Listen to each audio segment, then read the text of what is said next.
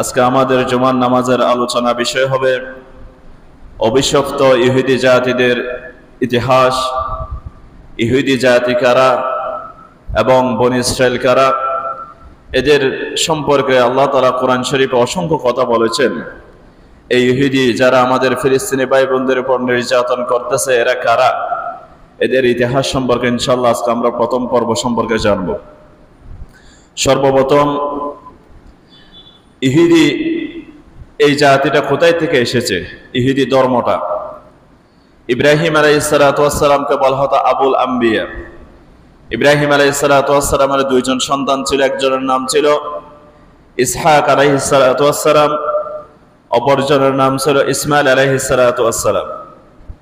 হযরত ইসমাইল আলাইহিস সালাতু ওয়াস সালামের বংশ দিয়ে শুধু একজন নবী আগমন করেন, তার নাম ছিল আমাদের নবী মুহাম্মদ রাসূলুল্লাহ সাল্লাল্লাহু আলাইহি ওয়াসাল্লাম, এবং ইসহাকের সন্তান ছিল হযরত ইয়াকুব আলাইহিস সালাতু ওয়াস সালাম। ইয়াকুব আলাইহিস সালাতু ওয়াস সালামের অপর নাম হলো ইসরাঈল। এই ইসরাঈল থেকে ইয়াকুব আলাইহিস সালাতু ওয়াস সালামের 12 জন সন্তান ছিল। সেই 12 জন সন্তান, এদেরকে বলা হতো বনি ইসরাঈল, অর্থাৎ ইসরায়েলের বংশধর। এই বনি ইসরায়েল থেকেই ইহুদি জাতিটা এসেছে।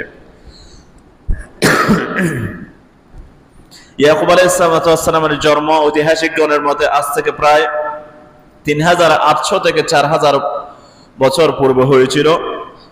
তার জন্মস্থান ছিল বর্তমান ফিলিস্তিন বা কানান নামক স্থানে। ইয়াকুব আলাইহিস সালামের জন্মস্থান ছিল ফিলিস্তিনে, কিন্তু ইয়াকুব আলাইহিস সালামের একজন সন্তান ছিল, আদরের সন্তান, তার নাম ছিল হযরত ইউসুফ আলাইহিস সালাম। ইউসুফ আলাইহিস সালামের 11 জন ভাই ছিল। তখন তারা পরামর্শ করলো, আমরা আমাদের আব্বা থেকে ইউসুফকে ছিনিয়ে নিব, অর্থাৎ ইউসুফকে দূরে ঠেলে দিব। এর পরিকল্পনা অনুযায়ী তারা তাদের আব্বাকে বলল, বিসমিল্লাহির রহমানির রহিম, قالوا يا أبانا ما لك لا تأمنا على يوسف وإنا له لناصحون। ও আমার পিতা, আপনি আমাদের সাথে ইউসুফকে প্রেরণ করুন, আমরা ভ্রমণে যাব আর আমরা তার রক্ষণাবেক্ষণ করব। আপনি কি আমাদেরকে বিশ্বাস করেন না? অর্থাৎ ইউসুফ আলাইহিস সালামকে ছিনিয়ে নেওয়ার জন্য ওই 10 ভাই যারা রয়েছে তারা কি করতেছে? পরামর্শ করতেছে। পরামর্শ করে তাদের পিতাকে বলতেছেন, আপনি কি আমাদের সম্পর্কে বিশ্বাস করেন না? আমাদের সাথে ইউসুফকে ভ্রমণ করতে দেন, আমরা ইউসুফকে রক্ষণাবেক্ষণ করব। তখন ইয়াকুব আলাইহিস সালাম বলতেছেন, আমি ভয় করতেছি তাকে কোনো বাঘে এসে খেয়ে ফেলবে। এই দেখেন বনী ইসরাইলদের ইতিহাস। তখন ইয়াকুব আলাইহিস সালাম থেকে তারা ইউসুফ আলাইহিস সালামকে, ইয়াকুব আলাইহিস সালামকে অনেক আশ্বাস দিয়ে, অনেক বিশ্বাস দিয়ে তারা ইয়াকুব আলাইহিস সালামের কাছ থেকে ইউসুফ আলাইহিস সালামকে নিয়ে তারা ভ্রমণ করতে বের হলো। ভ্রমণ করতে যাওয়ার পরে তারা সবাই পরামর্শ করলো, এই তো সুবর্ণ সুযোগ পেয়েছি, ইউসুফকে হত্যা করে ফেলবো। তখন তারা বলল, اقتلوا يوسف أو اطرحوه أرضا يخل لكم وجه أبيكم وتكونوا من بعده قوما صالحين। তারা বলল, ইউসুফকে তোমরা হত্যা করে ফেলো। তো ইউসুফকে যদি হত্যা করে ফেলো তাহলে তোমাদের পিতার মনোযোগটা ইউসুফ থেকে দূরে চলে যাবে, এখন তোমাদের পিতা তোমাদেরকে বেশি মহব্বত করবে। দেখেন কত বড় ষড়যন্ত্র। এই বনী ইসরাইলদের ষড়যন্ত্র সম্পর্কে আজকে আমরা আলোচনা করব। এরা যে কত বড় ডেঞ্জারাস একটা জাতি, দুর্দুষ্য জাতি। ইউসুফ আলাইহিস সালামকে তারা নিয়ে হত্যা করতে পরামর্শ করতেছে। তখন তাদের মধ্যে একজন বলল, قال قائل منهم لا تقتلوا يوسف وألقوه في غيابة الجب। তখন তাদের মধ্যে একজন বলল, তোমরা ইউসুফকে হত্যা করিও না, বরং হত্যা করার বদলে তাকে একটি অন্ধকার কূপের মধ্যে নিক্ষেপ করে দাও। কোথাও নিক্ষেপ করে দাও, কূপের মধ্যে নিক্ষেপ করে দাও, কোন বণিক দল এসে তাকে নিয়ে যাবে। আমাদের দেশ থেকে অন্য কোথাও নিয়ে যাবে, তখন আমাদের আর কোনো টেনশন থাকবে না, হত্যা করা তো মহাপাপ। তখন তারা এই পরামর্শের মধ্যে একমত হলো। ইউসুফ আলাইহিস সালামকে তারা কি করলো, একটি অন্ধকার কূপের মধ্যে ফেলে দিল। অন্ধকার কূপের মধ্যে ফেলে দেওয়ার পরে তারা সবাই চলে গেল ইয়াকুব আলাইহিস সালামের কাছে।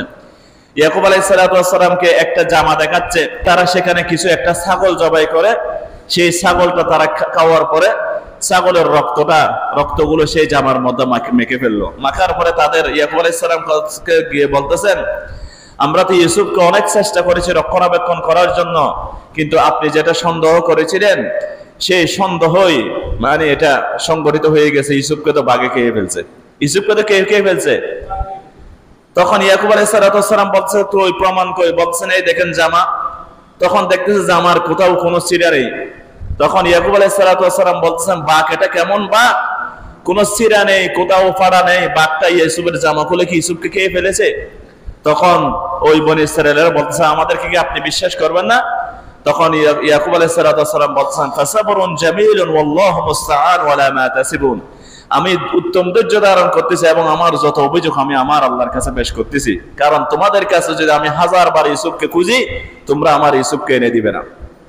এই বনী ইসরাঈল দেখেন ইউসুফ আলাইহিস সালামকে কূপের মধ্যে ফেলে দিল। তারা চলে যাওয়ার পরে একটা বণিক দল এসেছে, কূপের মধ্যে যখন বালতি নিক্ষেপ করলো, বালতি নিক্ষেপ করার পরে তখন তারা দেখলো বালতির ভিতর থেকে একটা ছোট্ট একটা ফুটফুটে সুন্দর বাচ্চা উঠলো। সুবহানাল্লাহ। তখন তারা অবাক হয়ে গেল, এত সুন্দর একজন বাচ্চা। তখন ওই বণিক দল ইউসুফ আলাইহিস সালামকে বাজারের মধ্যে নিয়ে গেল, মিশরে নিয়ে গেল। তারা কোথায়? ফিলিস্তিন থেকে কোথায় নিয়ে গেছে?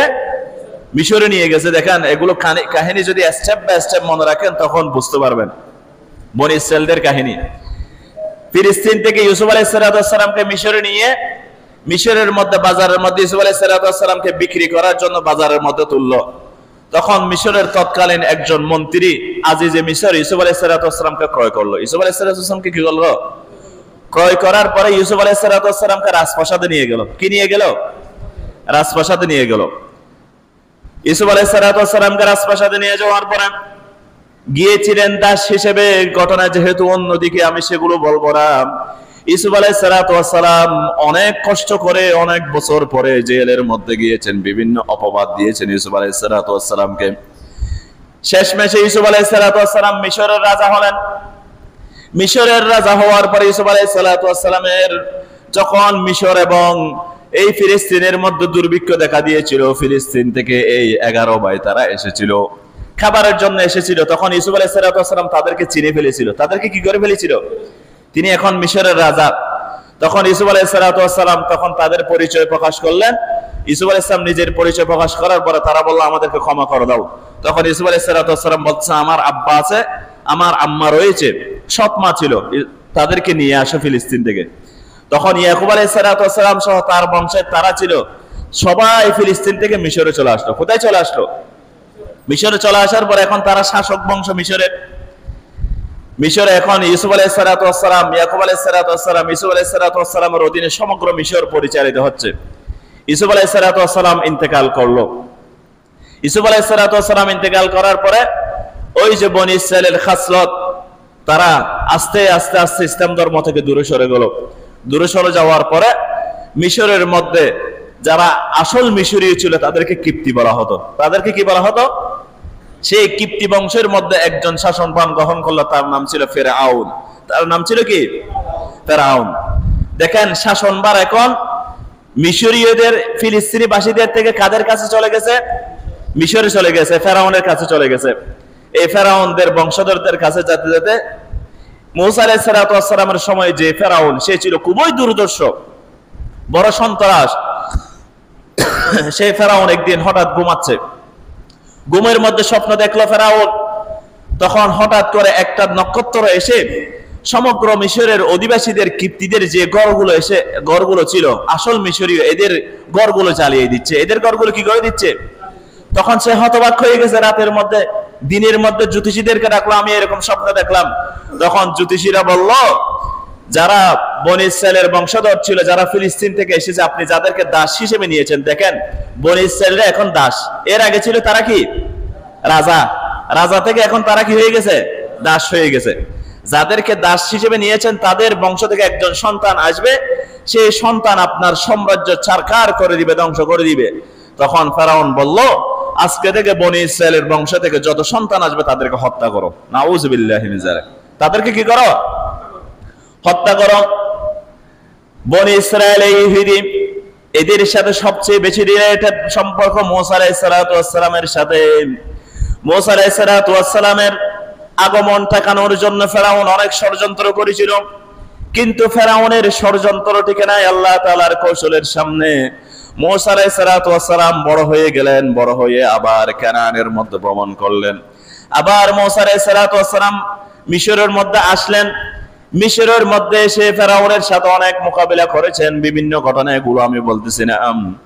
মুসা আলাইহিস সালাতু ওয়াস সালাম তখন একদিন রাতে বনী ইসরায়েলকে বলল, তোমাদের অত্যাচার থেকে, ফেরাউনের অত্যাচার থেকে মুক্তি দেওয়ার জন্য আল্লাহ তাআলা তোমাদেরকে হিজরত করার জন্য হুকুম করেছেন। অর্থাৎ ফেরাউন এদের উপর অনেক অত্যাচার করেছিল, একদম দাস হিসেবে রেখেছিল তাদেরকে, তাদের কোনো অধিকার ছিল না।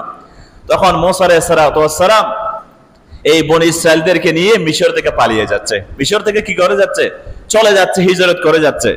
তখন ফেরাউন খবর পেল, তখন ফেরাউন বিশাল বাহিনী নিয়ে মুসা আলাইহিস সালাতু ওয়াস সালামের পিছনে দাওয়া করলো, লক্ষ লক্ষ বাহিনী নিয়ে।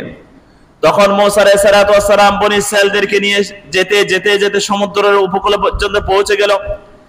সামনে সমুদ্র, পিছনে ফেরাউনের বাহিনী। তখন বনী ইসরায়েলেরা হা হতাশ শুরু করে দিল, এই বনী ইসরায়েলেরা কি করব এখন? তখন মুসা আলাইহিস সালাতু ওয়াস সালাম বলতেছেন, কাল্লা ইন্না মাইয়া রাব্বি সায়াহদিনি, নিশ্চয় আমার প্রতিপালক আমাকে একটা পথ দেখিয়ে দিবেন। আল্লাহু আকবার, নবীদের তাকওয়া। সামনে কি সমুদ্র, আর পিছনে কে, ফেরাউনের বাহিনীরা। তখন আল্লাহ সুবহানাহু ওয়া তাআলা মুসা আলাইহিস সালামকে হুকুম দিলেন, তোমার লাঠিটা নিক্ষেপ করো সমুদ্রের ভিতর। লাঠি যখন নিক্ষেপ করেছিল, বনী ইসরায়েলরা কয় গোত্রে ছিল, 12 গোত্র। কয় গোত্র? 12টা রাস্তা হয়ে গেছে। তারা তখন মুসা আলাইহিস সালাতু ওয়াস সালামের সাথে তখন 12টা রাস্তা দিয়ে প্রবেশ করলো। রাস্তা দিয়ে প্রবেশ করে তারা সমুদ্র পার হয়ে গেল। তখন ফেরাউন এসে উপস্থিত হলো। ফেরাউন এসে বলতেছেন, আমি তোমাদেরকে দাবি করেছিলাম আমি খুদা, আনা রাব্বুকুমুল আলা, আমি মানে সকল প্রতিপালকদের প্রতিপালক, এই দেখো আমি তোমাদের জন্য রাস্তা তৈরি করেছি, চলো। তখন ফেরাউন কি করলো, তার গোড়াটা যখন হাঁকালো সমুদ্রের ভিতর, তখন সমস্ত বনী ইসরায়েল এখানে ঢুকলো।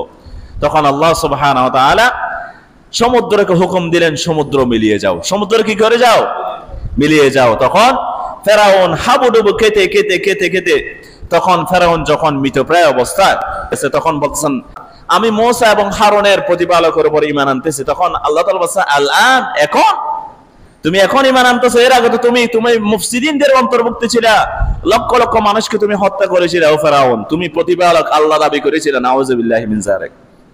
তখন এর ঘটনার দিকে আল্লাহ তাআলা বলেন, وَإِذْ نَجَّيْنَاكُمْ مِنْ آلِ فِرْعَوْنَ يَسُومُونَكُمْ سُوءَ الْعَذَابِ, স্মরণ করো আমি তোমাদেরকে ফেরাউনের কবল থেকে রক্ষা করেছিলাম, যে ফেরাউন তোমাদেরকে কঠিন পরীক্ষার মধ্যে নিপতিত করেছিল, কঠিন শাস্তির মধ্যে নিপতিত করেছিল। ও বনী ইসরাইল, তোমরা স্মরণ করো আমি তোমাদেরকে এমন শাস্তি থেকে তোমাদেরকে মুক্তি দিয়েছিলাম।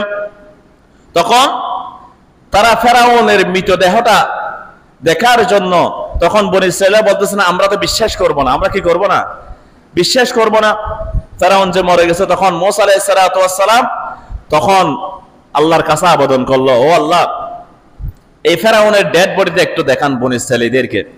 তখন ডেড বডি দেখানোর পরে তখন ফেরাউনকে তখন আল্লাহ সুবহানাহু ওয়া তাআলা সাগরের উপর তুলে ধরলো। তখন বনী ইসরায়েলরা বিশ্বাস করলো। তখন কি করলো, বিশ্বাস করলো।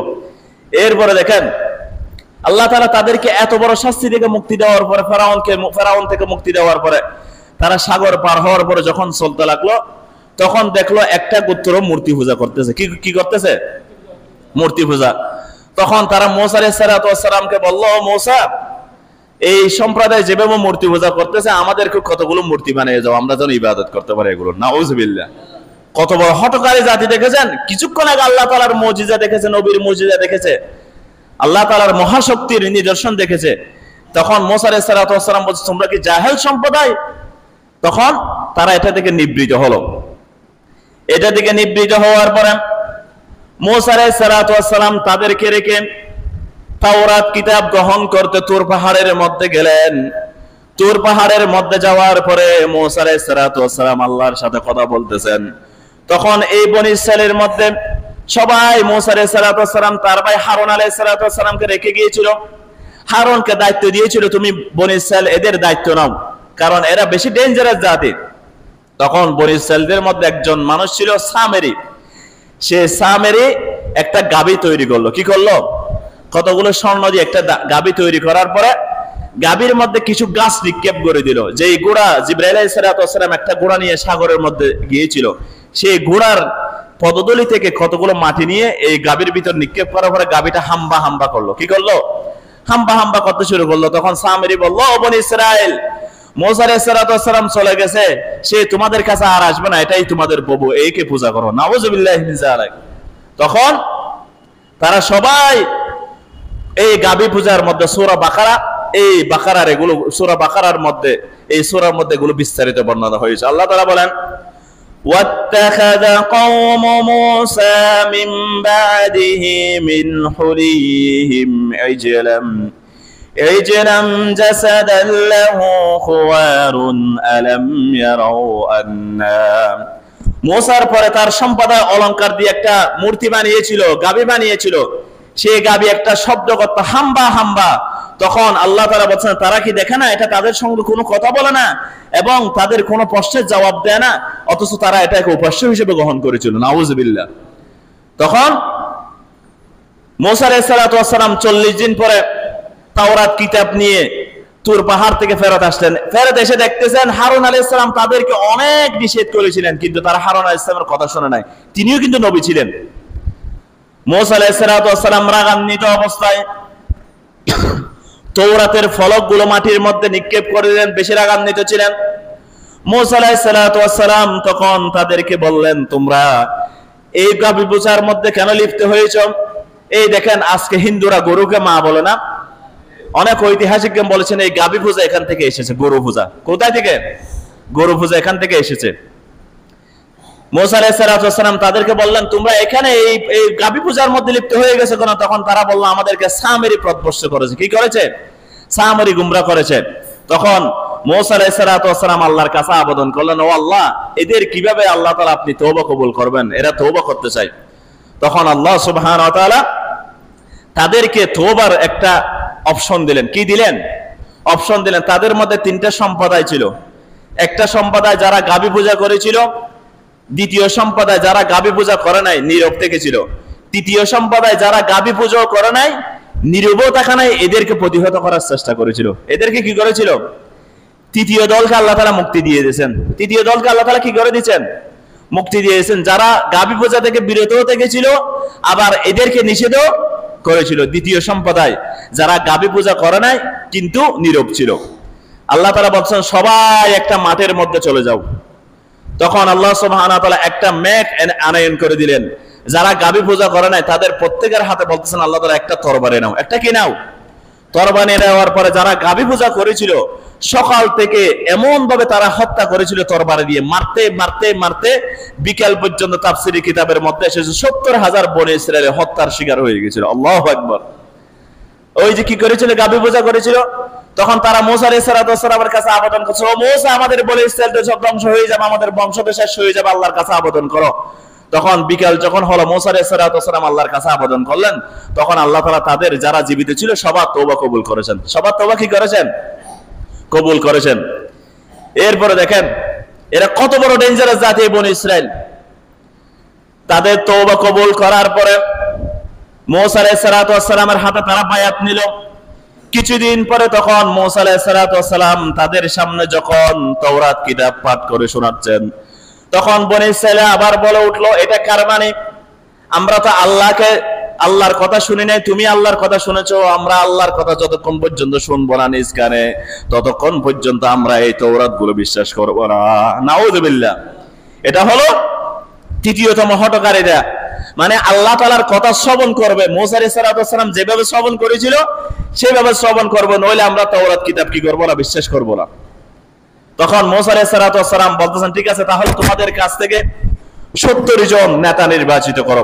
এই 70 জন আমার সাথে এই যে পাহাড় তুর পাহাড়ের পাদদেশে যাবে, সেখানে গিয়ে আল্লাহ তাআলার কালাম শ্রবণ করবে। তখন তারা 70 জন নেতা নির্বাচিত করলো। মুসা আলাইহিস সালামের সাথে ওই 70 জন গেল। মুসা আলাইহিস সালাম ওয়াকাল্লাম আল্লাহু মুসা তাকলিমা, আল্লাহর সাথে কথা বলতেছেন। এরা এগুলো শ্রবণ করতেছে। এরা এগুলো কি করতেছে? শ্রবণ করতেছে। শ্রবণ করে চলে আসার পর মুসা আলাইহিস সালাম তখন তাদেরকে বললেন, এখন কি বিশ্বাস গিয়েছো আল্লাহর কথা? তখন তারা দেখেন কত বড় হঠকারী জাতি। তখন বলতেছে, আমরা তো আল্লাহর কথা শুনেছি, আল্লাহকে তো দেখি নাই। আল্লাহকে দেখি নাই, আমরা আল্লাহকে না দেখা ছাড়া ঈমান আনবো না। আল্লাহকে না দেখা ছাড়া কি আনবো না? ঈমান আনবো না। তখন আল্লাহ তাআলা এটার দিকে ইঙ্গিত করে বলেন, ওয়াইদ কুলতুম ইয়া মূসা লান নু'মিনা লাকা হাত্তা নারাল্লাহা জাহরা ফাআখাযাতকুমুস সাইকাতু ওয়া আনতুম তানজুরুন। ও বনি ইসরাইল, তোমাদের হঠকারিতা এগুলো স্মরণ করো, যখন তোমরা মূসাকে বলেছিলাম হাত্তা নারাল্লাহা জাহরা, আমরা আল্লাহকে বিশ্বাস করব না যতক্ষণ না পর্যন্ত আমরা আল্লাহকে দেখি। যতক্ষণ পর্যন্ত কি কাকে দেখি? আল্লাহকে দেখি। তখন আল্লাহ তাআলা কি করলেন? সুম্মা বাআসনাকুম মিন বা'দি মাউতিকুম লাআল্লাকুম তাশকুরুন। এরপর আমি বলে আল্লাহ তাআলা হুকুম দিলেন বজ্রাঘাতে, বজ্রপাতের মাধ্যমে 70 জন সবাই মৃত হয়ে গেল। আল্লাহু আকবার। সবাই কি হয়ে গেল? আল্লাহর গজবে ধ্বংস হয়ে গেল। কি জন্য ধ্বংস করে দিয়েছে আল্লাহ তাআলা? আল্লাহর কথা তো শ্রবণ করেছিল, এখন শর্ত দিয়েছে কি? আল্লাহকে দেখতে হবে। আল্লাহকে কি করতে হবে? তখন বজ্রপাত এসে তাদেরকে ধ্বংস করে দিল। এরপর মুসা আলাইহিস সালাম আল্লাহর কাছে আবেদন করে, বলল, আল্লাহ, 70 জন নেতা নিয়ে এসেছি আমি, এখন যদি আমি এদেরকে ছাড়া যাই, বনি ইসরাইল তো আমাকে কি কখনো বিশ্বাস করবে না, আমার উপর তারা আক্রমণ করবে, আমি তাদেরকে কি জবাব দিব? আল্লাহ তাদেরকে জীবিত করে দেন। আল্লাহ তাদেরকে কি করে দেন? তখন মুসা আলাইহিস সালাম দোয়া করার পরে আল্লাহ তাআলা বনি ইসরাইলকে জীবিত করে দিয়েছেন। ও 70 জনকে কি করে দিয়েছেন? জীবিত করে দিয়েছেন। জীবিত করে দেওয়ার পরে তখন তারা বলছে, ঠিক আছে, এবার আমরা মানছি। এবার আমরা কি করছি? মানছি, আল্লাহর কথা মানছি। আল্লাহর কথা মানার পরে তখন তারা যখন বনি ইসরাইলের কাছে আসলো, দেখেন কত বড় হঠকারী জাতি এরা। আল্লাহর কথা মেনে নিয়েছে। তখন তারা বনি ইসরাইল সম্প্রদায়ের কাছে যখন আসলো, তখন তারা বনি ইসরাইলকে বলল, তোমরা সবাই এই তৌরাতের কথাগুলো মানো, তৌরাতের আয়াতগুলো মানো। তখন তারা একটা কথা সংযুক্ত করে দিল। কি কথা সংযুক্ত করে দিল? একটা কথা বলছেন, তৌরাতের সব কথা মানবা। আল্লাহ তাআলা এটাও বলেছেন, যতটুকু সম্ভব ততটুকু মানবা, আর যেটা তোমাদের সম্ভব না এটা মানার প্রয়োজন নেই। নাউযুবিল্লাহি মিন যালিক। মানে কোরআনের আয়াত যতটুকু সম্ভব, যেটা আমার আরাম লাগে সেটা মানবো, আর যেটা আরাম লাগলে সেটা কি মানার? এরকম হলে কি মুমিন হবে? হবে না। এই বনি ইসরাইলদের কাসরত। তখন আল্লাহ সুবহানাহু ওয়া তাআলা তাদেরকে কি করলেন দেখেন, কেমন আযাব। এরপরে মুসা আলাইহিস সালাম বলছেন, তোমরা তৌরাত কিতাব পুরোপুরি মেনে নাও। তখন তারা বলছে, আমরা মানবো না তৌরাত। আমরা কি করবো না? তৌরাত মানবো না। কি করবা করো। তখন মুসা আলাইহিস সালাম আল্লাহর কাছে দোয়া করলেন। আল্লাহ তাআলা এই বনি ইসরাইলদের উপরে তখন আল্লাহ তাআলা তুর পাহাড়টা এভাবে তুলে ধরলেন। আল্লাহ তাআলা বলেন, وَإِذْ أَخَذْنَا مِيثَاقَكُمْ وَرَفَعْنَا فَوْقَكُمُ الطُّورَ خُذُوا مَا آتَيْنَاكُمْ بِقُوَّةٍ وَاذْكُرُوا مَا فِيهِ لَعَلَّكُمْ تَتَّقُونَ। স্মরণ করো, আমি তোমাদের কাছ থেকে যখন অঙ্গীকার নিয়েছিলাম, তুর পর্বতকে তোমাদের মাথার উপর এভাবে তুলে কি করেছিল আল্লাহ তাআলা? ও বনি ইসরাইল, মুসার কথা মানবা, তৌরাত মানবা। এই যে তুর পাহাড় তুলে ধরেছে আল্লাহ তাআলা, তুর পাহাড়টা এভাবে তুলে ধরেছিল। তাফসীরি কিতাবের মধ্যে এসেছে। আবার কিছু কিছু মুফাসসির বলতেছেন, পাহাড়টা আল্লাহ তাআলা এমন ভাবে নাড়াচাড়া করেছিল যেন তাদের উপর ধসে পড়বে। দুইটা ব্যাখ্যা এসেছে, কিন্তু কোরআনের মধ্যে আল্লাহ তাআলা বলেছেন ফাওকাকুমুত তুর, তুর এভাবে তুলেছিল, তুর পাহাড়, বিশাল পাহাড়। তখন বনি ইসরাইলরা এভাবে তাকিয়ে আছে। পাহাড়ের সামনে কোনো গোষ্ঠী, কোনো মানুষ কি পাহাড়ের সামনে দাঁড়াতে পারবে? তখন আল্লাহ তাআলা বলতেছেন, মানবা, তৌরাত মানবা, মানবা। তখন তারা বলছে, আল্লাহ এবার মানবো। নাউযুবিল্লাহি মিন যালিক। কত বড় হঠকারী সম্প্রদায়। এই পাহাড় পড়ার ভয়ে তারা বলছে, ঠিক আছে, এখন আমরা তৌরাতের কিতাবের সব অংশ এখন আমরা মেনে চলবো। তখন আল্লাহ সুবহানাহু ওয়া তাআলার অঙ্গীকার নিয়ে তারা কিছুদিন মেনে চলল। তখন আল্লাহ সুবহানাহু ওয়া তাআলা তাদেরকে জিহাদের হুকুম দিলেন। কিসের হুকুম? মানে মানুষ যেটা সবচেয়ে বেশি কি করে, ভয় পায় এবং ঘৃণা করে, আল্লাহর পথে জিহাদ করা। এই জিহাদকে ঘৃণা করা এটা বনী ইসরাইলদের অভ্যাস, এই আজকে ইহুদিরা এদের পূর্বপুরুষদের অভ্যাস। তখন আল্লাহ সুবহানাহু ওয়া তাআলা তাদেরকে বলেছিলেন, ইয়া কওমি দুখুলুল আরদাল মুকাদ্দাসাতাল্লাতী কাতাবাল্লাহু লাকুম, হে আমার সম্প্রদায়, মূসা আলাইহিস সালাম বলেছেন, তোমরা সেই ভূমিতে প্রবেশ করো যেটা আল্লাহ তাআলা তোমাদের জন্য নির্ধারিত করেছেন। মুফাসসিরগণ বলেছেন এখানে ভূমি বলতে ইয়ানি আল বাইতুল মুকাদ্দাস, এই ফিলিস্তিন, এটা মানে ফিলিস্তিনে আল্লাহ তাআলা বনী ইসরাইলকে বলেছেন এখন তোমরা জিহাদ করে ফিলিস্তিন জয় করো। কি করো? ফিলিস্তিন জয় করো। তখন তারা বলল এই ফিলিস্তিনের মধ্যে এখানে একটা আমালিকা সম্প্রদায় ছিল, তারা বেশি শক্তিশালী ছিল। তারা কি ছিল? বেশি শক্তিশালী, বেশি পলোয়ান, বীর পুরুষ ছিল। তখন বনী ইসরাইল বলতেছে না, আমরা সেখানে প্রবেশ করতে পারবো না, আমরা সেখানে কি করতে পারবো না? জিহাদ করতে পারবো না। ক্বালু ইয়া মূসা ইন্না লান নাদখুলাহা আবাদা, ও মূসা আমরা সেখানে কখনোই প্রবেশ করব না, আমরা জিহাদ করব না। মা দামু ফিহা, যতক্ষণ পর্যন্ত ওই সম্প্রদায়, ওই আমালিকা দেখা যাচ্ছে, এত বিরাট বিরাট দেহ, এদেরকে দেখতে পাচ্ছি আমরা, এরা যতক্ষণ পর্যন্ত এখানে আসে আমরা ততক্ষণ পর্যন্ত এখানে ঢুকবো না। তখন এরপরে দেখেন আরো কত বড় হঠকারী কথা বলতেছেন, ফাযাহাব আনতা ওয়া রাব্বুকা ফাকাতিলা ইন্না হাহুনা কায়িদুন, ও মূসা তুমি যাও, তোমার প্রতিপালক যাও, তুমি এবং তোমার প্রতিপালক গিয়ে যুদ্ধ করো, আমরা এখানে আরামায়েশ করি। নাউযুবিল্লাহ। মূসা আলাইহিস সালামকে কি বলতেছেন দেখেন, ও মূসা ফাযাহাব আনতা ওয়া রাব্বুক, তুমি এবং তোমার প্রতিপালক যাও, এবং ফাকাতিলা ইন্না হাহুনা কায়িদুন, সেখানে গিয়ে তুমি এবং তোমার আল্লাহ যুদ্ধ করো, আমরা এখানে আরামায়েশে বসে যাই, এবং যুদ্ধ করার পরে তোমরা যখন বিজয়ী করবে আমরা গিয়ে সেখানে যাব। নাউযুবিল্লাহ। বদরের যুদ্ধে দিয়ে রাসূল সাল্লাল্লাহু আলাইহি ওয়াসাল্লাম এমন পরিস্থিতির মধ্যে পড়েছিলেন, কোনো প্রস্তুতি ছিল না। সিরাত ইবনে হিশাকের মধ্যে এসেছে এবং ইবনে হিশামের মধ্যে এসেছে, আল বিদায়া ওয়ান নাহিয়ার মধ্যে রাসূলুল্লাহ সাল্লাল্লাহু আলাইহি ওয়াসাল্লাম বদরের যুদ্ধের প্রস্তুতি নিয়ে আসে নাই। তখন রাসূল সাল্লাল্লাহু আলাইহি ওয়াসাল্লাম সাহাবীদেরকে বললেন, এখন কি করা যায়, কুরাইশরা তো আমাদেরকে আক্রমণ করবে। তখন মিকদাদ ইবনে আসওয়াদ রাদিয়াল্লাহু তাআলা আনহু দাঁড়িয়ে গেলেন, ইয়া রাসূলুল্লাহ, ও রাসূলুল্লাহ সাল্লাল্লাহু আলাইহি ওয়াসাল্লাম, আমরা বনী ইসরাইল যেভাবে মূসা আলাইহিস সালামকে বলেছিল ফাযহাব আনতা ওয়া রাব্বুকা ফাকাতিলা ইন্না হাহুনা কায়িদুন, ও মূসা তুমি যাও, তোমার প্রতিপালক যুদ্ধ করো, আমরা এখানে বসে থাকি। ওয়াল্লাহি মা নাকুলু, আমরা এটা কখনো বলবো না। ও রাসূলুল্লাহ সাল্লাল্লাহু আলাইহি ওয়াসাল্লাম, আমরা বলবো বরং ইয়া রাসূলুল্লাহ আপনি যান এবং আপনার আল্লাহর সাথে থাকেন, এবং আমরা আপনার সাথে সাথে যাব, আপনি যেখানে যান আমরা সেখানেই যাব। ইভেন আপনি যদি আমাদেরকে সমুদ্রের মধ্যে ঝাঁপ দেন, আমাদেরকে নিয়ে আমরা সমুদ্রের মধ্যে ঝাঁপ দিব। সুবহানাল্লাহ। আল্লাহ রাসূলের সাহাবী এবং মূসা আলাইহিস সালামের এই বনী ইসরাইল। তখন মূসা আলাইহিস সালাম তখন নিরুপায় হয়ে গেলেন, এরা কি করলো না, যুদ্ধ করলো না। যুদ্ধ না করার কারণে আল্লাহ সুবহানাহু ওয়া তাআলা তাদেরকে একটা বিরাট শাস্তি দিলেন। তাদেরকে কি দিলেন? একটা বিরাট শাস্তি দিলেন। সেই বিরাট শাস্তিটা হলো একটা তীহ প্রান্ত, একটা মাঠের মধ্যে আল্লাহ তাআলা তাদেরকে 40 বছর বন্দী রেখেছিলেন। কয় বছর? 40 বছর। মুফাসসিরগণ বলেছেন তারা সকাল থেকে রওনা হতো, বিকালে গিয়ে শেষে বসতো, আবার সকালে দেখতে একই পথে, আবার সেকালে কি, এইভাবে ঘুরতে 40 বছর। এখন 40 বছর তীহ প্রান্তের মধ্যে রয়েছে, খাবার কোথায়, খাবার খাবে কি? তখন মূসা আলাইহিস সালাতু ওয়াস সালামকে তারা আবেদন করলো, ও মূসা আলাইহিস সালাতু ওয়াস সালাম, আমার মতো জিহাদ করে না, আল্লাহ তাআলা শাস্তি দিয়েছেন, তীহ প্রান্তের মধ্যে আমাদেরকে বন্দী করেছেন, এখন আমরা খাবার পাবো কোথায়, পানিও পাবো কোথায়? তখন মূসা আলাইহিস সালাতু ওয়াস সালাম আল্লাহর কাছে আবেদন করলেন, পানির জন্য আবেদন করলেন। আল্লাহ তাআলা তাদেরকে কত বড় নিয়ামত গুলো দিয়েছেন দেখেন, এত বড় হঠকারিতার পরও। তখন মূসা আলাইহিস সালাতু ওয়াস সালাম, আল্লাহ তাআলা বলেন, ওয়া ইদিস্তাসকা মূসা লিকাওমিহি ফাকুল লাদরিব বিআসাকাল হাজার ফানফাজারাত মিনহু ইসনাতা আশরাতা আইনা।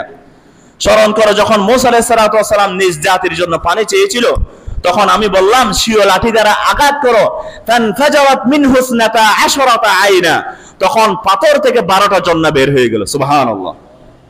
মাঠের মধ্যে বন্দি পাথর আনলো, মূসা আলাইহিস সালাতু ওয়াস সালাম সেই বিখ্যাত লাঠিটা যেটা নিক্ষেপ করলে কি হয়ে যেত, সাপ হয়ে যেত, সমুদ্রের মধ্যে নিক্ষেপ করেছিল, কি হয়ে গিয়েছিল, রাস্তা হয়ে গিয়েছিল। এখন পাথরের উপর নিক্ষেপ করেছিল। বনী ইসরাইল গোত্র কয়টা? এগুলো কিন্তু মনে রাখতে হবে, আগে পিছে যদি মনে না থাকে তাহলে এগুলো ঘটনা শুনে আপনি কোনো কিছু বুঝতে পারবেন না। 12টা গোত্র ছিল। ফানফাজারাত মিনহু ইসনাতা আশরাতা আইনা, আল্লাহ তাআলা বলেন তখন মূসার লাঠির আঘাতের কারণে 12টা ঝর্ণা বের হয়ে গেল। 12টা কি হয়ে গেল? এখন পানির ব্যবস্থা, খাবার কোথায় পাবো? তখন বনী ইসরাইল বলতেছেন, আমাদের জন্য এখন খাবারের ব্যবস্থা করেন। তখন আল্লাহ তাআলা বলেন ওয়াজাল্লালনা আলাইকুমুল গামামা ওয়া আনজালনা আলাইকুমুল মান্না ওয়াসসালওয়া কুলু মিন তাইয়্যিবাতি মা রাযাকনাকুম। তখন আল্লাহ তাআলা বলছেন সেই মাঠের মধ্যে বন্দী ছিল না, মাঠের মধ্যে কোনো সামিয়ানা ছিল না, আল্লাহ তাআলা তাদেরকে মেঘমালার মাধ্যমে ছায়া প্রদান করতেন। কিসের মাধ্যমে? এবং আল্লাহ তাআলা বলছেন ওয়া আনজালনা আলাইকুমুল মান্না ওয়াসসালওয়া, এবং আমি তোমাদেরকে মান্না এবং সালওয়া দিয়েছি। কি দিয়েছি? মান্না সালওয়া ছিল, মান্না ছিল এক ধরনের মিষ্টি জাতীয় তরল পদার্থ, সালওয়া ছিল এক ধরনের পাখি। সালওয়া ছিল এক ধরনের কি পাখি। কোন কোন মুফাসসির বলেছেন আসমান থেকে অটোমেটিক ভাবে এগুলো নাজিল হয়ে যেত। আবার কিছু কিছু মুফাসসির বলেছেন সালওয়া পাখিগুলো বিকালে একটা মাঠের মধ্যে এসে বসে যেত। বিকালে মাঠের মধ্যে কি করে যেত? বনি ইসরায়েলে গিয়ে এগুলো ধরতো। এখন আপনি পাখি ধরতে চাইলে ধরতে পারবেন? আল্লাহ তাআলার হুকুমে পাখিগুলো এভাবে বসে থাকতো। বনি ইসরায়েলেরা এই আসমানে পাখিগুলো ধরে ধরে বুনা করে করে খেত। কি আরাম, কি আয়েশ! আল্লাহু আকবার। তখন এই বনি ইসরায়েলের যে হতকারী, কিছুদিন পাখি এবং আসমানি খাবার খাওয়ার পরে তারা বললো এগুলো আমরা খাবো না, এগুলো আমরা কি করবো না, খাবো না। এখন মূসা আলাইহিস সালাতু ওয়াস সালামকে তারা বলতেছেন ওয়াকালা লাহুম নাবিয়্যুহুম, তখন মূসা আলাইহিস সালাতু ওয়াস সালামকে তারা বলল ইয়া মূসা, আমাদের জন্য তুমি আল্লাহর কাছে আবেদন করো, আমাদের জন্য যেন আটা, মসুর ডাল, পেঁয়াজ, আদা এগুলো যেন আল্লাহ তাআলা মাটি থেকে উৎপন্ন করে। মাটি থেকে কি করে? উৎপন্ন করে। ওই যে বনি ইসরাইল, তখন মূসা আলাইহিস সালাম বলেন ক্বালা আতাস্তাবদিলুনা আল্লাযী হুয়া আদনা বিল্লাযী হুয়া খায়র, তোমরা কেমন হঠকারী জাতি, আল্লাহ তাআলা তোমাদেরকে স্পেশাল খাবার দিচ্ছেন, ওটা না খেয়ে তোমরা জমিন থেকে পেঁয়াজ উৎপন্ন করে খাবা, আটা উৎপন্ন করে খাবা, গম উৎপন্ন করে খাবা, রসুন উৎপন্ন করে খাবা। তখন যাও, তাহলে তোমরা যাও এগুলি গিয়ে উৎপন্ন করে খাও। তাহলে আসমানি খাবার কি হয়ে গেল? কাটিং বন্ধ হয়ে গেল। আসমানি খাবার তারা নিজেরাই ওয়ামা যালামুনা ওয়ালাকিন কানু আনফুসাহুম ইয়াযলিমুন, আল্লাহ তাআলা বলেন এগুলো আমি নিজ থেকে তুলে নেই না খাবারগুলো, তারা নিজেরা বলছে এগুলো আমরা খাবো না। আসমানি খাবার কি করব না? আজকে আমাদের যদি আসমানি খাবার আসতো, দুনিয়ার মধ্যে এরকম রাহাজানি থাকতো? পেট তো দুনিয়া। আর মানুষকে মানুষ হত্যা করতেছে কিসের জন্য? এই পেটের জন্য।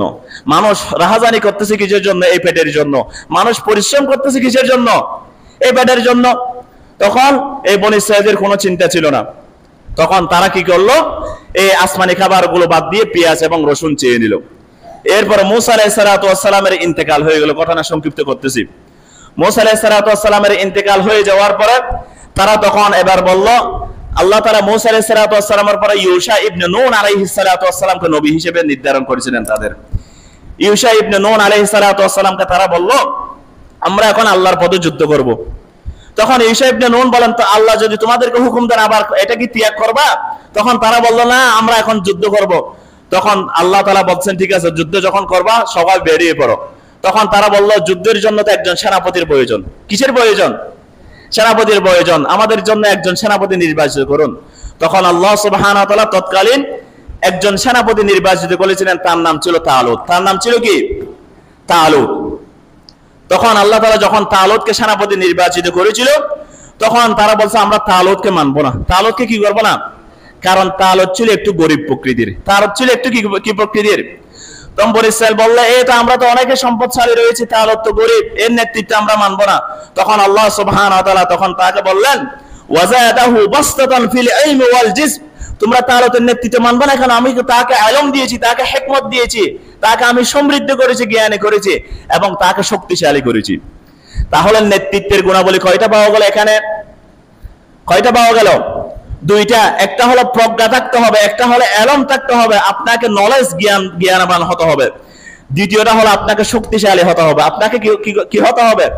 সুপুরুষ হতে হবে। তখন আল্লাহ তাআলা বলেন আমি তো তালুতকে এই দুইটা গুণ দিয়েছি, কারণ এই দুইটা গুণ আমি তোমাদেরকে দেই না, এখন তালুতের হুকুম মানো। তখন তারা তালুতকে মেনে নিল। তালুতকে মেনে নেওয়ার পরে তখন তালুত তাদের কাছে ঘোষণা করে দিল, বলতেছেন এখন ইন্নাল্লাহ মুবতালিকুম বিনাহার, তোমরা ওই ফিলিস্তিন যুদ্ধ করতে যাবা, যেটা তোমরা করো নাই। এখন যুদ্ধ করতে যাওয়ার সময় একটা নদী পাবা। একটা কি পাবা? ইন্নাল্লাহ মুবতালিকুম বিনাহার, তোমাদেরকে একটা নদীর মাধ্যমে আল্লাহ তাআলা পরীক্ষা করবেন। তখন বলতেছেন ফামান শরিবা মিনহু ফালাইসা মিন্নি, সে নদী থেকে জগ নিয়ে গ্লাস নিয়ে পানি পান করবে, সে আমার অন্তর্ভুক্ত হতে পারবে না, সে আমার দলের মধ্যে কি হতে পারবে না। এরপর বলতেছেন ইল্লা মানি গতরাফা গুরফাতাম বিয়াদি, কিন্তু হাতের অঞ্জলি দিয়ে হালকা হালকা পানি যে খাবে সে আমার অন্তর্ভুক্ত হবে। তখন বনী ইসরাইল সবাই শপথ নিল আমরা কোনো পানি পান করব না। সবাই সমুদ্রের মধ্যে, নদীর মধ্যে লাফ দিল। লাফ দেওয়ার পরে অনেকক্ষণ নদীর মধ্যে চলার পরে অনেকে পানি নিতে নিতে গ্লাস ভরে পানি খাচ্ছেন, গ্লাস ভরে পানি খাচ্ছেন। এখানে দল থেকে কি হয়ে যাচ্ছেন, বাদ পড়ে যাচ্ছেন। যেতে যেতে যেতে নদীর ওপারে মাত্র 313 জন বাহিনী ছিল। সুবহানাল্লাহ। 313 বাহিনী কোন বাহিনী? ওই যে বদরের বাহিনী, আল্লাহ তাআলার নির্বাচিত মুস্তাফা, তারা আল্লাহর পক্ষ থেকে নির্বাচিত ছিলেন সাহাবীরা। এই তালুতের বাহিনীতে বাহিনী কয়জন ছিল? হাজার হাজার বনী ইসরাইল সবাই বাদ পড়ে গিয়েছিল। 313 জন বাহিনী নদী পার হওয়ার পরে তখন তারা জালুত ছিল বিশাল, ওই আমালিকা সম্প্রদায়, তারা শক্তিশালী ছিল, তাদেরকে দেখে ভয় পেয়ে গেল। তখন তাদের কাছে একজন ছোট্ট বালক ছিল, তার নাম ছিল দাউদ। তার নাম ছিল কি? দাউদ আলাইহিস সালাম গুলতি নিলেন। মুফাসসিরগণ বলেছেন গুলতি নিয়ে জালুতের মুখ বরাবর নিক্ষেপ করলো, চোখের মধ্যে পড়লো। নবীর গুলতি তো, নবীদের হাতগুলো বেশি শক্তিশালী, জালুত নিহত হয়ে গেল একটি গুলতির মাধ্যমে। তখন এরা পরাজিত হয়ে গেল। এরা কি হয়ে গেল? বনী ইসরাইলরা তখন দাউদ আলাইহিস সালামের মাধ্যমে, তালুদের মাধ্যমে এরা ফিলিস্তিন কি করলো? জয় করলো। কি করলো? ফিলিস্তিন জয় করার পরে ক্ষমতার বান নিল দাউদ আলাইহিস সালাম। কে নিল? দাউদ আলাইহিস সালাম। আল্লাহ সুবহানাহু ওয়া তাআলা দাউদ আলাইহিস সালামের ক্ষেত্রে বলতেছেন ওয়ালাকাদ আতাইনা দাউদা মিন্নাল ফাদলান, আমি দাউদকে অনেক মর্যাদায় সমন্বিত করেছি। ইয়া জিবাল ওয়াবি মাআহু ওয়াত-তায়র ওয়া আন্না লাহুল হাদিদ, এবং আমি দাউদকে বলেছিলাম দাউদের সাথে সাথে ও পাহাড়, ও পাখিরা, তোমরা দাউদের সাথে সাথে আল্লাহর জিকির করো। সুবহানাল্লাহ। দাউদ আলাইহিস সালামের কণ্ঠটা বেশি সুন্দর ছিল। তিনি যখন তাওরাত কিতাব পাঠ করতেন, পাহাড় থেকে জিকিরের আওয়াজ আসতো, পাখিরা বসে যেত। পাখিরা কি করত? বসে যেত। এবং দাউদ আলাইহিস সালাম কোন লৌহ বর্ম যদি ধরতো, এগুলো গলে যেত। এগুলো কি হয়ে যেত? দাউদ আলাইহিস সালাম একটা এস্টেট প্রতিষ্ঠা করেছিলেন। একটা কি করেছিলেন তারা? আজকের ইসরায়েলে বলে কিং ডেভিড। কি বলে? King David. কিন্তু আমাদের কোরআনের ভাষায় ওটা কি? দাউদ। দাউদ আলাইহিস সালাম বিশাল এস্টেট প্রতিষ্ঠা করেছিলেন। এরপরে দাউদের পরে আসলো দাউদ আলাইহিস সালামের ছেলে সুলাইমান আলাইহিস সালাম। কে? সুলাইমান আলাইহিস সালাম আরো বিশাল এস্টেটের মালিক। সুলাইমান আলাইহিস সালামের অধীনে আল্লাহ সুবহানাহু ওয়া তাআলা এমন একটা এস্টেট প্রদান করেছিলেন।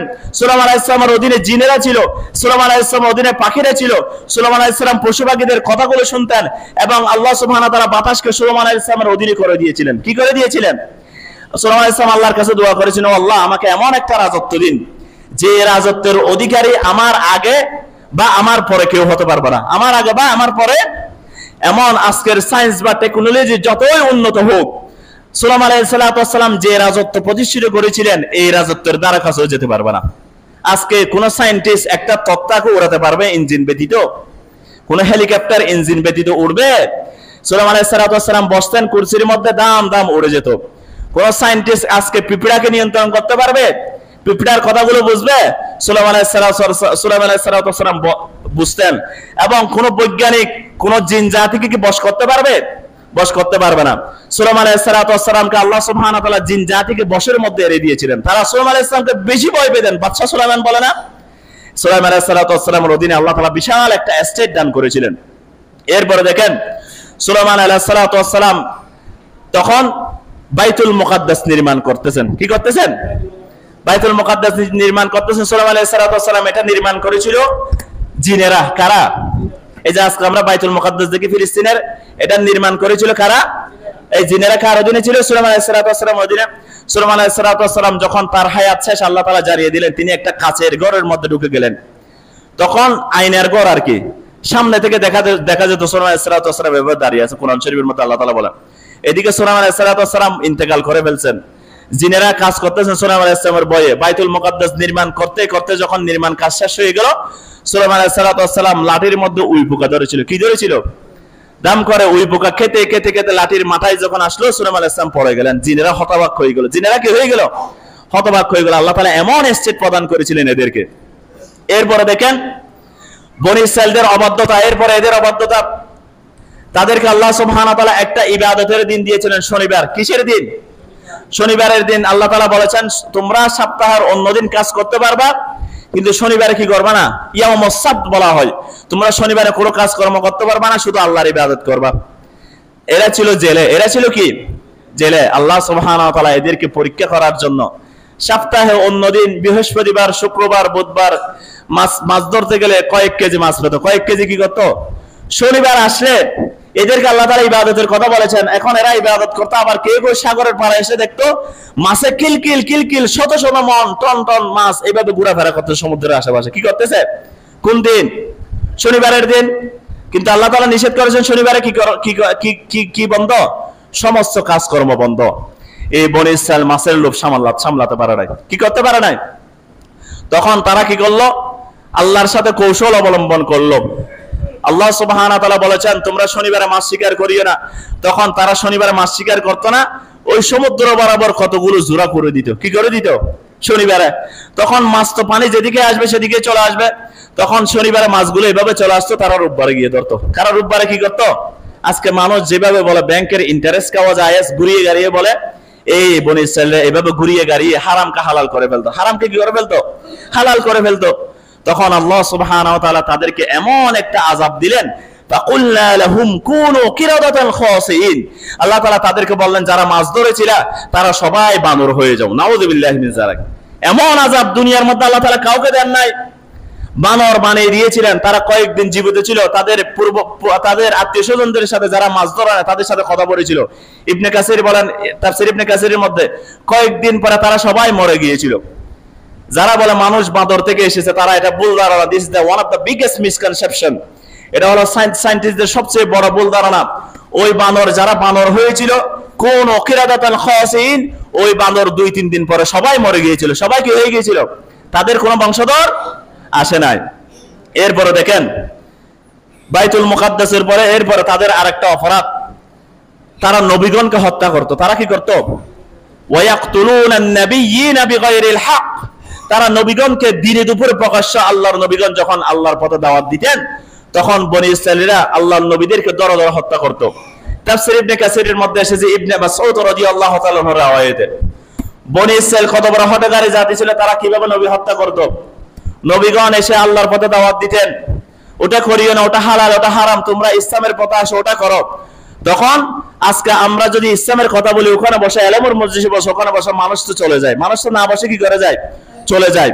কিন্তু ওই বনী ইসরাইলীরা চলে যেত না, শুধু বনী ইসরাইলীরা নবীদেরকে ধরে ধরে তাদেরকে জবাই করে ফেলতো, তাদেরকে হত্যা করে ফেলতো। নাউযুবিল্লাহি মিন যালিক। ইবনে মাসউদ বলেন সকালে তারা 3-4 জন 4-5 জন নবীকে হত্যা করে ফেলতো। বিকেলে তারা হাট বাজারের মধ্যে গিয়ে আনন্দ করত। বিকেলে তারা হাট বাজারের মধ্যে কি করত? আজকে যারা ইহুদিরা আমাদের ভাইদেরকে হত্যা করতেছে তাদের অভ্যাস ছিল, তাদের অভ্যাস কি? আল্লাহর নবীদের এক ফোঁটা রক্ত, সমগ্র পৃথিবীর আজকে 820 কোটি মানুষ রয়েছে, 820 কোটির রক্তকে যদি একত্রিত করা হয় আল্লাহর নবীদের এক ফোঁটার রক্তের সমান হবে না। সুবহানাল্লাহ। আল্লাহর নবীদের মর্যাদা এত বড়। লক্ষ লক্ষ নবী আল্লাহ তাআলা বনী ইসরাইলীদের কাছে প্রেরণ করেছিলেন। তারা হাজার হাজার নবীকে হত্যা করেছিল। ওয়ায়াকতুলুনান নাবিয়্যিনা বিগাইরিল হক। সকালে 4-5 জন নবীকে হত্যা করে ফেলতো, বিকালে গিয়ে হাট বাজার করতে, আনন্দ উল্লাস করতে। এত বড় অপরাধী। এরপরে দেখেন ঈসা আলাইহিস সালাতু ওয়াস সালামের আগমন। আজকে আমরা প্রথম পর্ব ঈসা আলাইহিস সালাতু ওয়াস সালাম পর্যন্ত এটা শেষ করে দিব। ঈসা আলাইহিস সালাতু ওয়াস সালামের সাথে আল্লাহ তাআলা 2 জন নবী প্রেরণ করেছিলেন। একজন ছিল জাকারিয়া আলাইহিস সালাতু ওয়াস সালাম, আরেকজন ছিল ইয়াহইয়া আলাইহিস সালাতু ওয়াস সালাম। আরেকজনকে ইয়াহইয়া আলাইহিস সালাতু ওয়াস সালাম। ঈসা আলাইহিস সালাতু ওয়াস সালাম আল্লাহ সুবহানাহু ওয়া তাআলা অলৌকিকভাবে ঈসা আলাইহিস সালাতু ওয়াস সালামকে দুনিয়ার মধ্যে পাঠিয়েছিলেন। মরিয়ম আলাইহিস সালাতু ওয়াস সালাম তিনি ছিলেন সতী নারী, তার কোনো স্বামী ছিল না। জিবরাইল আলাইহিস সালামের ফুয়ের মাধ্যমে ঈসা আলাইহিস সালাতু ওয়াস সালাম গর্ভের মধ্যে আসলেন। ঈসা আলাইহিস সালাতু ওয়াস সালাম যখন ভূমিষ্ঠ হলো তখন মরিয়ম আলাইহিস সালাতু ওয়াস সালাম তখন সন্তান যখন নিয়ে আসলেন, এই বনী ইসরাইলীরা, ইয়া মারিয়াম, তোমার পূর্বপুরুষের মধ্যে তো কেউ, তোমার বংশের মধ্যে তো কেউ খারাপ নারী ছিল না, তোমার তো কোনো স্বামী নেই, সন্তান কোথায় থেকে নিয়ে এসেছো? বনী ইসরাইলীরা বলতেছেন, তখন মরিয়ম আলাইহিস সালাতু ওয়াস সালাম বলতেছেন আমি রোজা রেখেছি। তৎকালীন রোজার একটা হুকমত ছিল, কোনো কথা বলা যাবে না, কোনো কি করা যাবে না। বলতেছেন আমি কোনো কথা বলবো না, আমার এই কুলের সন্তান কথা বলবে। সুবহানাল্লাহ। আজকে সদ্য ভূমিষ্ঠ সন্তান ঈসা আলাইহিস সালাতু ওয়াস সালাম কুলের উপর। মরিয়ম আলাইহিস সালাতু ওয়াস সালাম বলছে, ও ঈসা তুমি বলে দাও তুমি কে? তখন আল্লাহ সুবহানাহু ওয়া তাআলা বলেন কোরআন শরীফের মধ্যে, ফাআশারাত ইলাইহি, মরিয়ম আলাইহিস সালাম তার দিকে ইশারা করেন। তখন ঈসা আলাইহিস সালাতু ওয়াস সালাম বলেন, তখন তারা বলেন, ক্বালু কাইফা নুকাল্লিমু মান কানা ফিল মাহদি সাবিয়্যা। বনী ইসরাঈলের এরা বলতেছে ইহুদিরা, এই বাচ্চা, ছোট বাচ্চা আজকে সদ্য ভূমিষ্ঠ হয়েছে, কিভাবে কথা বলবে? তখন ঈসা আলাইহিস সালাতু ওয়াস সালাম তখন বললেন, ক্বালা ইন্নী আব্দুল্লাহ, ও বনি ইসরাঈলীরা তোমরা শুনে রাখো আমি আল্লাহর বান্দা। আতানিয়াল কিতাব ওয়া জাআলানি নাবিয়্যা, আমার কাছে কিতাব এসেছে এবং আল্লাহ তাআলা আমাকে নবী হিসেবে প্রেরণ করেছেন। সুবহানাল্লাহ। তখন ঈসা আলাইহিস সালাম কথা বলার কারণে দুইটা দল হয়ে গেল। এই দেখেন ইহুদি কোথায়? এতক্ষণ আমি বনি ইসরাঈলের কথা বলেছি, ইহুদির কথা বলা নাই। ইহুদি কোথায় থেকে এসেছে? এই ইহুদি এরা মরিয়ম আলাইহিস সালামকে অপবাদ দিল। মরিয়ম আলাইহিস সালামকে কি করলো? অপবাদ দিল, বেবিচারের অপবাদ দিল। এবং ঈসা আলাইহিস সালাম এত অলৌকিক মুজিজা দেখার পরও ঈসা আলাইহিস সালামকে তারা বলল এটা জারর সন্তান। এটা কি? নাউযুবিল্লাহি মিন যালিক। আবার আরেকটা দল হয়ে গেল খ্রিস্টান। বর্তমান 235 কোটি খ্রিস্টান রয়েছে, প্রায় 2,35,00,000 ইহুদি রয়েছে। এই দুইটা দল ভাগ হয়ে গিয়েছিল আজকে থেকে রাসূলুল্লাহ সাল্লাল্লাহু আলাইহি ওয়াসাল্লামের আগমনের পূর্বে 500 বছর, আজকে থেকে 2000 বছর পূর্বে। আজকে থেকে 1000 বছর পূর্বে, 2000 বছর পূর্বে। তখন একদল খ্রিস্টান বলল মরিয়মের তো কোনো স্বামী নেই, তাহলে নাউযুবিল্লাহি মিন যালিক এটা আল্লাহর পুত্র। নাউযুবিল্লাহ, আল্লাহর কি কোনো পুত্র আছে? লাম ইয়ালিদ ওয়া লাম ইউলাদ ওয়া লাম ইয়াকুল লাহু কুফুয়ান আহাদ। আল্লাহ তাআলা সূরা ইখলাসের মধ্যে বলে দিয়েছেন আল্লাহকে কেউ জন্ম দেয় না, আল্লাহ তাআলা কাউকে কি করে না? জন্ম দেন নাই। এই খ্রিস্টানরা ট্রিনিটি তৃতীয়বাদের মধ্যে দুকার মধ্যে নিপতিত হয়ে তারাও গোমরা হয়ে গেল। ইহুদিরা ঈসা আলাইহিস সালামের গিনের মাধ্যমে তারাও গোমরা হয়ে গেল। তারা কি হয়ে গেল? গোমরা হয়ে গেল। ঈসা আলাইহিস সালাম বড় হচ্ছেন। ওদিকে ইয়াহইয়া আলাইহিস সালাম আল্লাহর পথে দাওয়াত দিচ্ছেন। ইয়াহইয়া আলাইহিস সালাম তখন তৎকালের রাজা ছিল। সে রাজা তার একজন পালিত কন্যাকে, সে দুধ কন্যাকে বিবাহ করতে চেয়েছিল। তখন ওই শরীয়ত হারাম, এই শরীয়ত হারাম, দুধ কন্যাকে বিবাহ করা কি হারাম। তখন ওই রাজা ওটা জায়েজ করতে চেয়েছিল। তখন ইয়াহইয়া আলাইহিস সালাম তখন বলেছেন ওটা হারাম, ওটা শরীয়তের মধ্যে কি হারাম। তখন ওই রাজা বলতেছেন এই ইয়াহইয়াকে হত্যা করো। ইয়াহইয়াকে কি করো? জেলখানার মধ্যে বন্দী করে ইয়াহইয়া আলাইহিস সালামের কল্লাটা দ্বিখণ্ডিত করে দিলেন। কল্লাটা কি করে দিলেন? তারা জাকারিয়া আলাইহিস সালামকে হত্যা করেছিল। আজকে আমি একটু স্বল্প দেরি করতেছি। আজকে আমাদের ফিলিস্তিনি ভাইদের পক্ষে পাচুরিয়া থেকে মিছিল বের হবে, মিছিল নিয়ে আমাদের এখানে আসবে ইনশাআল্লাহ। আমরা সবাই প্রত্যেকে ইনশাআল্লাহ আমাদের ভাইদের, মুসলিম ভাইদের পক্ষে কথা বলবো। সেজন্য একটু দেরি করে, যেহেতু মিছিলটা এখানে আসতে পারে, আমরা নামাজ শেষ করে আমরা এখানে অপেক্ষা করবো। সেজন্য আমি 5-6 মিনিট অতিরিক্ত দেরি করতেছি। তখন দেখেন ঈসা আলাইহিস সালাম কি হচ্ছেন? বড় হচ্ছেন। ঈসা আলাইহিস সালাম যখন বড় হচ্ছেন তখন ঈসা আলাইহিস সালাম আল্লাহর পথে দাওয়াত দিচ্ছেন। আল্লাহর পথে কি করতেছেন? এর আগে তারা কাকে হত্যা করেছে? ইয়াহইয়াকে হত্যা করেছে। কি জন্য? ইয়াহইয়া আলাইহিস সালাম বলেছেন আমি আল্লাহর কিতাবের কথা বলবো, আমি কোনো বানানো কথা বলতে পারবো না। আজকেও আলেমদেরকে শাস্তি দেওয়া হয় না, আলেমদের উপর আক্রমণ করা হয় না। হক কথা বললে, কোরআনের কথা বললে, এটা যুগে যুগে চলে এসেছিল, এটা ইহুদিদের অভ্যাস। দেখেন ঈসা আলাইহিস সালাম আল্লাহর পথে দাওয়াত দিচ্ছেন। এখন অনেক মানুষ ঈসা আলাইহিস সালামের শিষ্যত্ব গ্রহণ করলো, তারা মুসলমান হিসেবে সাব্যস্ত হলো। এরপরে ঈসা আলাইহিস সালাম যখন হাওয়ারীদেরকে নিয়ে একটা আল্লাহর ঘরের মধ্যে বসে তাদেরকে তালিম দিচ্ছেন। তাদেরকে কি করতেছেন? তালিম দিচ্ছেন। ইহুদিরা এসে বাহির থেকে এসে বলতেছেন ঈসাকে অনেক দিন সহ্য করেছে, এই যার সন্তানকে, নাউযুবিল্লাহ, একে এখন হত্যা করো। তখন তারা এসে বাইরে অনেক হাক ডাক দিচ্ছে, অনেক কি করতেছে? হাক ডাক দিচ্ছে। হাওয়ারীরা চলে গেল। ঈসা আলাইহিস সালাম আল্লাহর কাছে দোয়া করলো, ও আল্লাহ, বিপদে পড়লে সাহায্য চাইতে হবে কার কাছে? দরজা বন্ধ। ঈসা আলাইহিস সালাম একটা রুমের মধ্যে উপরে ছাদ রয়েছে, আল্লাহর কাছে দোয়া করেছেন। নবীদের বিশ্বাস মুসা আলাইহিস সালাম সমুদ্রের সামনে নিয়ে কার কাছে দোয়া করেছেন? আল্লাহকে নিষ্কৃতি দিয়েছেন, সমুদ্রের মধ্যে রাস্তা তৈরি করে দেন নাই। ঈসা আলাইহিস সালাম দরজার মধ্যে আবদ্ধ, সামনে ইহুদিরা দাঁড়িয়ে আছে তাকে হত্যা করার জন্য। তখন আল্লাহ সুবহানাহু ওয়া তাআলার কাছে দোয়া করলেন। তখন আল্লাহ সুবহানাহু ওয়া তাআলা ঈসা আলাইহিস সালামকে ছাদ দ্বিখণ্ডিত করে, এই ছাদটা দ্বিখণ্ডিত করে ঈসা আলাইহিস সালামকে তুলে নিলেন। আল্লাহু আকবার। ঈসা আলাইহিস সালামের সাথে মেরাজের আলোচনা আমরা যারা শুনেছি, রাসূল সাল্লাল্লাহু আলাইহি ওয়াসাল্লাম সশরীরে দেখা করেছিলেন কার সাথে? দ্বিতীয় আসমানে। কয় আসমানে? ঈসা আলাইহিস সালাম এখনো আছে। কততম আসমানে? তখন বনী ইসরাঈলীরা দরজা ভেঙে সর্বপ্রথম একজন অতি আবেগী আল্লাহর নবীকে হত্যা করতেছে, সে যখন ঢুকে গেল, আল্লাহ সুবহানাহু ওয়া তাআলা ঈসা আলাইহিস সালামকে তুলে নিলেন।